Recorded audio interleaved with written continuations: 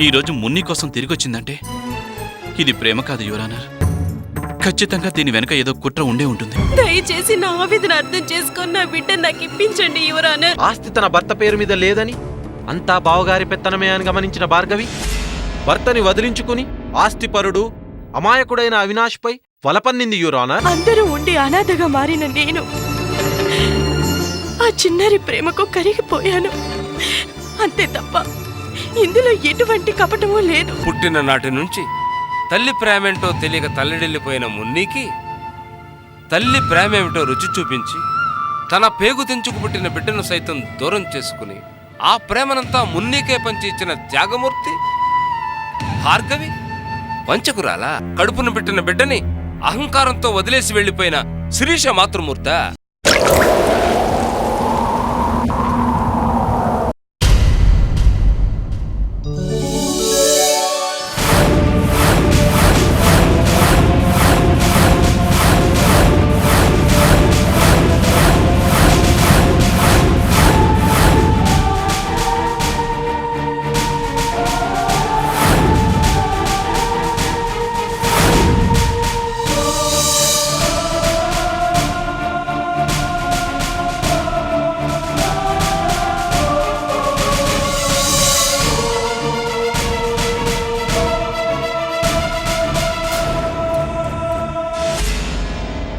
ఆ మమ్మీ ఎవరో నాకు తెలీదు.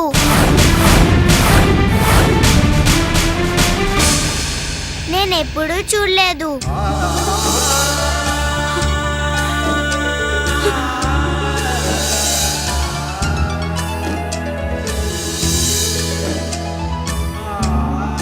మమ్మీ వదిలి వెళ్ళిపోయిందని డాడీ ఎప్పుడూ బాధపడేవాడు, తాగేవాడు.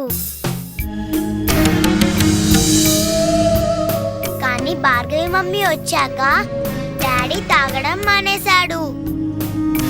భార్గవి మమ్మీ చాలా మంచిది.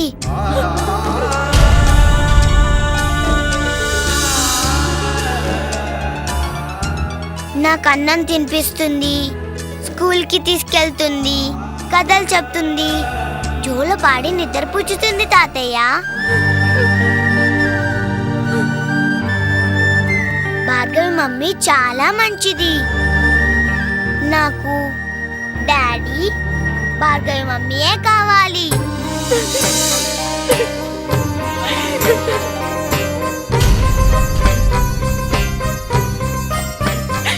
మున్ని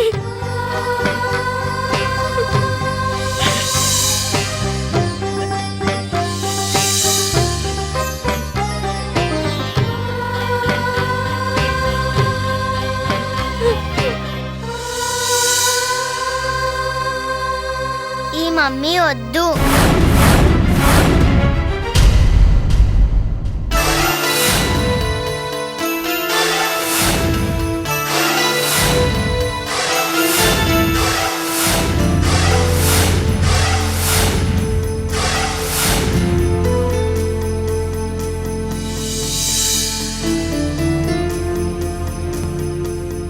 శ్రీమతి శిరీష గారు, మీరు వాస్తవానికి మున్నీకి తల్లి అయినా ఊహ కూడా తెలియని పరిస్థితుల్లో వదిలేసి అమెరికాకు వెళ్ళిపోయారు. కానీ ఇంతవరకు ఒక్కసారి కూడా ఆమెను చూడటానికి రాలేదు. తన ఆలనా పాలన చూడలేదు.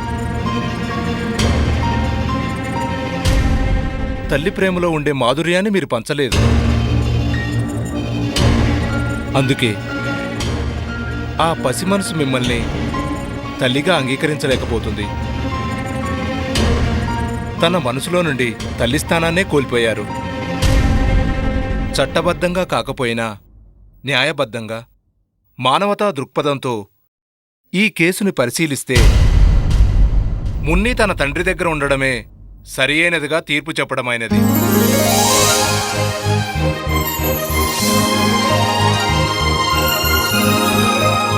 కాబట్టి ఇకపై మున్ని అవినాష్ గారి దగ్గరే ఉంటుంది.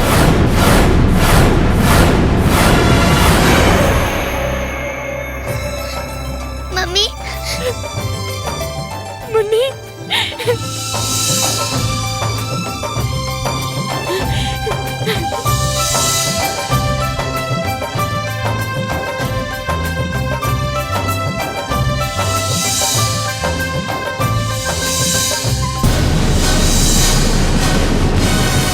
Now the court is adjourned.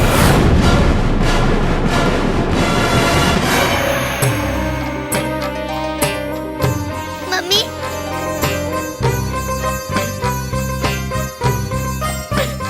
Mummy Munni Munni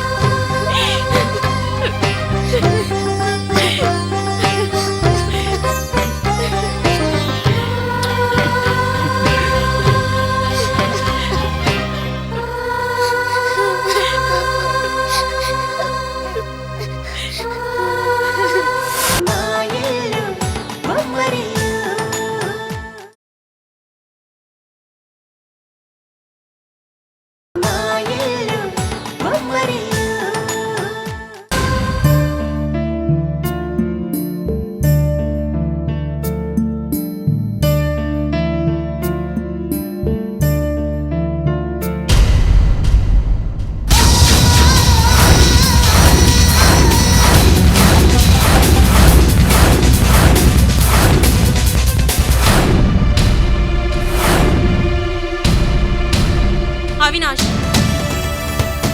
ఈ కోర్టులో ఇచ్చిన తీర్పును చూసి తెగ ఆనందపడిపోతున్నావు.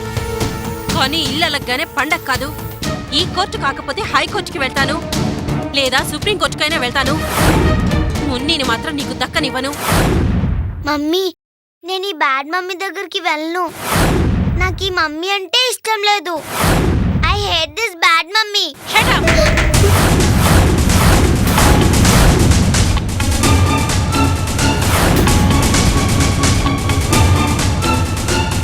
నీకసలు మమ్మీ ఎవరో కానిదెవరో అర్థం కావడం లేదే. పొట్టమైన వాళ్ళని అడుక్కు తినేవాళ్ళు పిలిచినట్టు అమ్మా అని పిలవడం బాగా అలవాటైపోయింది నీకు. శిరీష, చింత చచ్చినా పులుపు చావలేదు. కోర్టు తీర్పు విన్నా కూడా నీకు ఇంకా బుద్ధి రాలేదా? నువ్వు ముందు మనుషుల్ని ప్రేమించడం నేర్చుకో. ఆహా, నిజమే. కనిపించిన ప్రతి బజారుదాన్ని ప్రేమించడం నీ దగ్గరే నేర్చుకోవాలి. ధర్మయ్, ఇంకొక మాట మాట్లాడావంటే మర్యాద దక్కదు. ఆహా, కొట్టుకున్న పెళ్ళాం ఏమైపోయినా పర్వాలేదు కానీ ఉంచుకున్న దాన్ని ఒక్క మాట అనేసరికి పొడుచుకొచ్చిందండి పౌరుషం. శిరీష,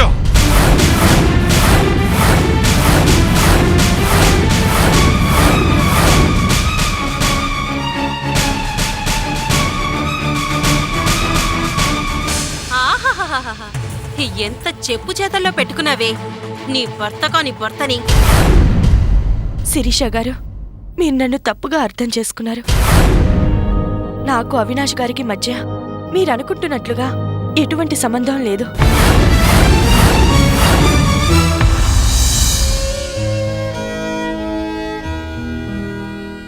మున్ని మీ కూతురు. కోర్టు నిర్ణయించినంత మాత్రాన మున్ని మీ కూతురు కాకుండా పోదు. నా కన్న బిడ్డని నేను కాదనుకున్నానే, అలాంటిది మీ బిడ్డని మీ కాకుండా చేస్తానని ఎలా అనుకున్నారు? చేస్తావే, ఏమైనా చేస్తావు. అవినాష్కి గాలం వేసి ఆస్తి దక్కించుకోవాలని ఆశతో వచ్చిందానివి నీ బిడ్డని త్యాగం చేశావని నాటకమాడి అవినాష్ని నమ్మించి వల్లో వేసుకున్నావు. నీ ప్రేమను ఒలకపోసి మున్నీని బుట్టలో వేసుకున్నావు. నటనలో నీకు నంది అవార్డిచ్చిన తక్కువేనే.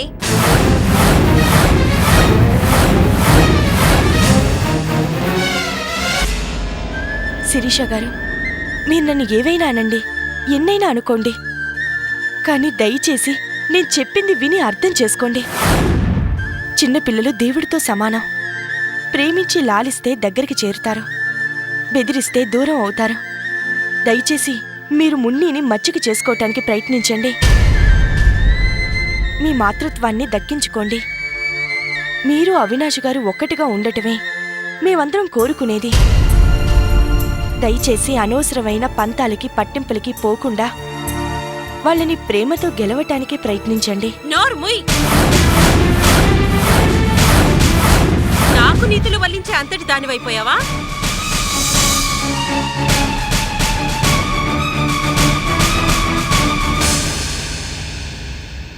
చేసిందంతా చేసి మున్నిని అవినాష్ని బుట్టలో వేసుకుని ఇప్పుడు ఏమీ తెలియని నంగిరాచిలా మాట్లాడుతున్నావా? నా కూతుర్ని నా భర్తని ఎలా దక్కించుకోవాలో నాకు బాగా తెలుసు. చూస్తుండు. దొక్కించుకు తీరుతాను. శిరీష గారు ప్లీజ్ నా మాట వినండి. పోవే. భార్గవి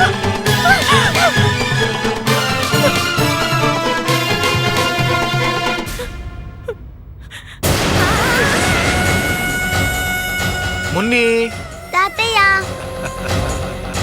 ఎంత ఎదిగిపోయావమ్మా. నిన్నింతగా అవమానించిన ఇంకా ఆ రాతి మనిషి కోసమే ఆలోచిస్తున్నావా? ఆ భగవంతుడు తన తలరాత అలా రాసిపెట్టుంటే ఎవరు మాత్రం ఏం చేయగలరు? ఊరుకోమ్మా, పదేకి వెళ్దాం.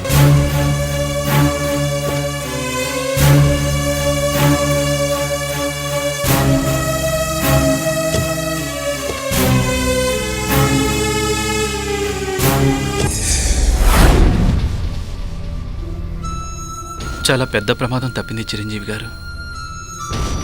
మున్ని లేకుండా జీవితాన్ని అసలు నేను ఊహించుకోలేను. కోర్టు ఏ జడ్జిమెంట్ ఇస్తుందో మున్ని నాకు దూరం అవుతుందేమోనని నాకు చాలా భయం వేసింది. భగవంతుడి దయ వల్ల ఈ ప్రమాదం తప్పింది. ఇక నాకు ఏ భయమూ లేదు. ఏ క్షణాన నేను చనిపోయినా నాకు దిగులు లేదు.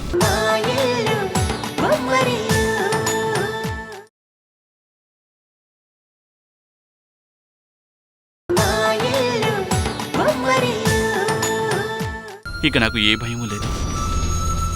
ఏ క్షణాన నేను చనిపోయినా నాకు దిగులు లేదు. ఏంటా పిచ్చి మాటలు అవినాష్?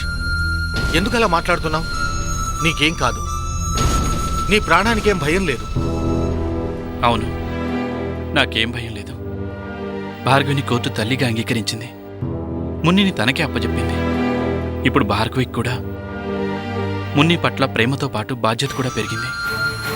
భార్గవి తనకున్న బంధాలన్నీ కాదనుకొని తన గతాన్ని మరిచి చివరికి తన కన్నబిడ్డను కూడా కాదనుకొని మున్నియే సర్వస్వంగా భావించి మాతృత్వంలోని మాధుర్యాన్ని చవిచూస్తోంది. అవునా అవినాష్, నువ్వు చెప్పింది నిజమే. భార్గవి మున్నీలు ఈరోజు ఒకరినొదిలో ఒకరు ఉండలేని పరిస్థితిని ఆ భగవంతుడు కల్పించాడు. ఇది ఏ జన్మలో చేసుకున్న రుణానుబంధం. ఆ రుణానుబంధాన్ని కోర్టు తన జడ్జిమెంట్ ద్వారా విడదీయలేని బంధంగా మార్చింది. ఇప్పుడు నా మున్ని నేను లేకపోయినా భార్గవి ప్రేమలో అమ్మ నాన్నలిద్దరినీ చూసుకొని హాయిగా ఉంటుందన్న నమ్మకం నాకు ఏర్పడింది. భార్గవికి మీరు ఆశ్రయం ఇచ్చి ఆదరించారు. అపకారికి కూడా ఉపకారం చేసే మనస్తత్వం భార్గవిది. అలాంటిది మీరు చేసిన ఉపకారానికి ఏ విధంగా రుణం తీర్చుకోవాలో అర్థం కాక చివరికి తన కన్నబిడ్డను కూడా త్యాగం చేసి తన పూర్తి ప్రేమను మున్నీకే పంచాలని మున్ని దగ్గరే ఉండిపోయింది. అవును, భార్గవి తన గతాన్ని మర్చిపోవటానికి, కొత్త జీవితాన్ని ప్రారంభించడానికి ఒక విధంగా మున్నియే కారణమైంది. అవునా వినాష్, వాళ్ళిద్దరూ ఒకరి మీద ఒకరు తెలియని ప్రేమను పెంచుకున్నారు. మున్నీని ఏ లోటు లేకుండా పెంచగలిగేది ఒక్క భార్గవి మాత్రమే. ఎవరున్నా లేకపోయినా భార్గవి ఒక్కతే నా మున్నిని పెంచగలదు. Yes! She is the right person!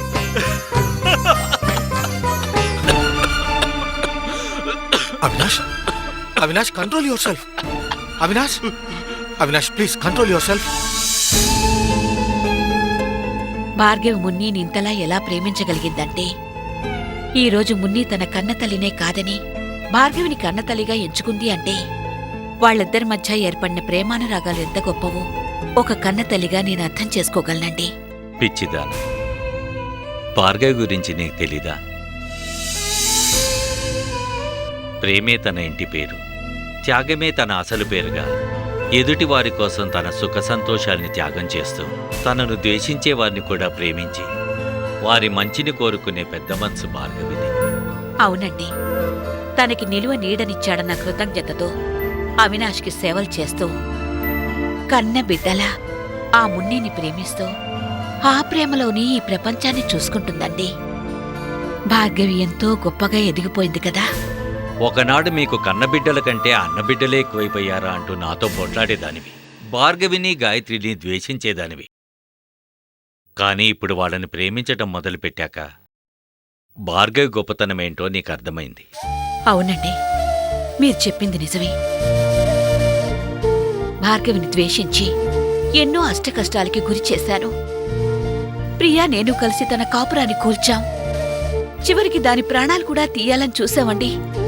తన కాపురం కూల్చింది ప్రియా అని తెలుసు కూడా ప్రియ కాపురాన్ని నిలబెట్టడం కోసం ఏ ఆడది చేయలేని గొప్ప త్యాగం చేసిందండి మన భార్గవి. ఎన్ని జన్మలెత్తినా ఆ దేవత రుణం నేను తీర్చుకోలేనండి. నిజమే భువన, నిజంగా భార్గవి దేవతే. ఇంత సహనం ఓర్పు సామాన్యులకి అసాధ్యం. ఇంత చిన్న వయసులోనే అంత ఎదిగిపోయిందంటే మన భార్గవి నిజంగా దేవతే. శిరీష్ అని కాదని మున్ని భార్గవి దగ్గరకొచ్చేసింది కదండి.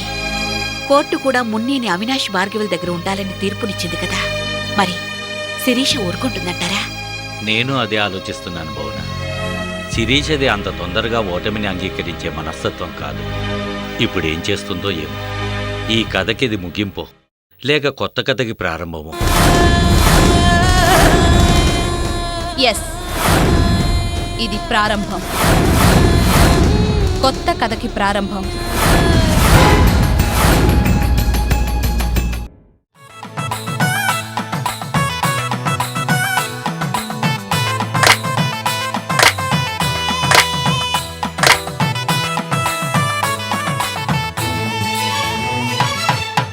తనుకుతాం తనుకుతాం తనుకుతాం తనుకుతాం